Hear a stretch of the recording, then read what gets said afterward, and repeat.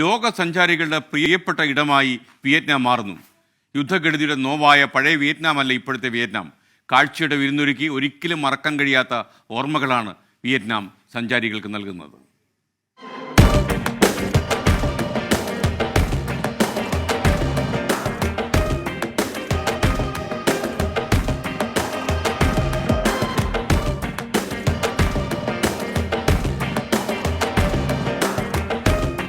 കൊച്ചിയിൽ നിന്ന് അർദ്ധരാത്രി പുറപ്പെടുന്ന വിമാനം 6 മണിക്കൂർ കൊണ്ട് വിയറ്റ്നാമിലെ ഹോച്ചിമിൻ സിറ്റിയിലെത്തും.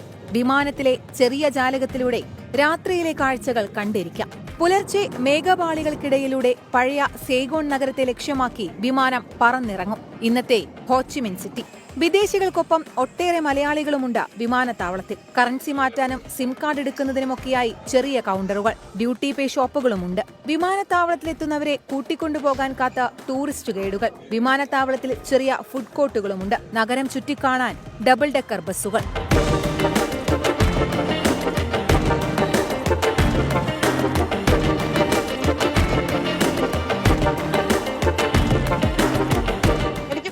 മലയാളികളുണ്ട്. നമ്മുടെ രാജ് കലേഷ് ഉൾപ്പെടെയുള്ള ആളുകളാണ് എനിക്കൊപ്പം ഉള്ളത്. നമുക്ക് അദ്ദേഹത്തിലേക്കൊക്കെ പോകാം, അദ്ദേഹത്തിന്റെ അഭിപ്രായം ഒക്കെ ചോദിക്കാം. അപ്പം നിരവധി മലയാളികൾ ഈ ഘട്ടത്തിൽ എനിക്കൊപ്പം ചേരുന്നുണ്ട്. എങ്ങനെയുണ്ട് വിയറ്റ്നാമിൽ വന്നിട്ട്? അടിപൊളിയാണ്, നല്ല എക്സ്പീരിയൻസ് ആണ്. ഒരുപാട് എക്സ്പ്ലോർ ചെയ്യാനുണ്ട്. പിന്നെ ഒരുപാട് എക്സ്പ്ലോർ ചെയ്യാൻ.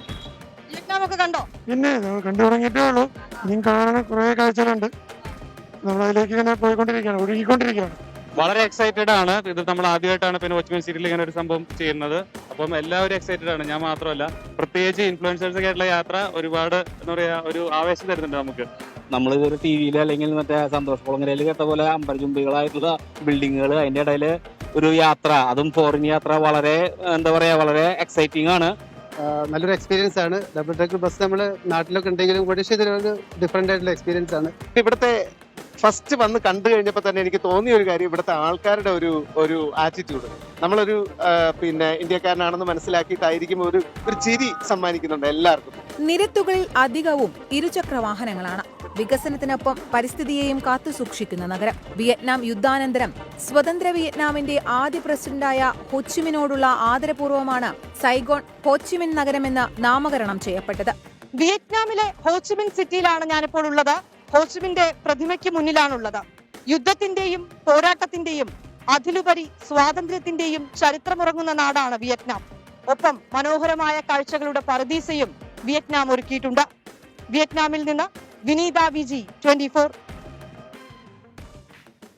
ഇപ്പോൾ പ്രിയപ്പെട്ട പ്രേക്ഷകർക്ക് മനസ്സിലായില്ലേ, കൊച്ചിയിൽ നിന്നൊരു ഒറ്റ പറപ്പായിരുന്നു. പറന്നങ്ങ് ഹോച്ചിമിൻ സിറ്റിയിൽ ഇറങ്ങിയിരിക്കുകയാണ് വിയറ്റ്നാമിൽ നിന്ന് വിനീത വിജിയുടെ കൂടുതൽ റിപ്പോർട്ടുകൾ വരും ദിവസങ്ങളിലും വരുന്ന ബുള്ളറ്റിനുകളിലും നമ്മൾ പ്രതീക്ഷിക്കുന്നു. വിധി ദിനത്തിൽ 24 മാജിക് ജൂൺ 4 ചൊവ്വാഴ്ച രാവിലെ 5 മണി മുതൽ 24-ൽ.